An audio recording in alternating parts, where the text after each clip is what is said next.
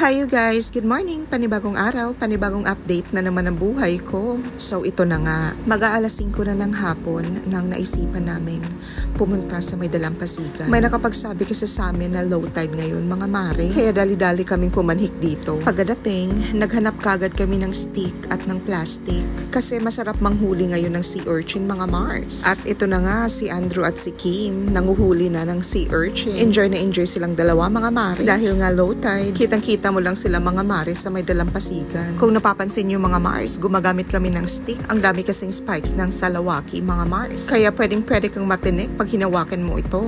Napakasakit pa naman ang tinik nito mga Mari. By the way mga Mars, taga-probinsya ako pero first time ko matitikman ito ngayon. Natatakot kasi kaming kumain ito mga Mari. Paano ba naman tinatakot ako ng mama ko dati na poisonous daw to mga Mars. Natatakot naman ng lola nyo machugi. Pero ngayon mga Mari, gustong-gusto ko nang matikman. Paano ba naman sinabi ng anak ko na masarap daw ito. At ito na nga, umuwi na kami at nilinis na namin yung salawaki. Salawaki pala yung tawag namin sa sea urchin mga Mars. Kung napapansin nyo mga Mars, pagkabukas, ang dami niyang laman sa pero yung kulay dilaw lang yung kailangan natin kasi yan lang yung nakakain mga Mars. Ito na nga, nilagyan na namin ng sibuyas, sukang pausbong, sili at kalamansi mga Mars. At ito na nga, the moments of truth. Titikman ko na siya mga Mars. Overall experience mga Mars, I will rate this 10 out of 10. Gaagaw yung sweetness, saltiness at umami flavor. Ang sarap.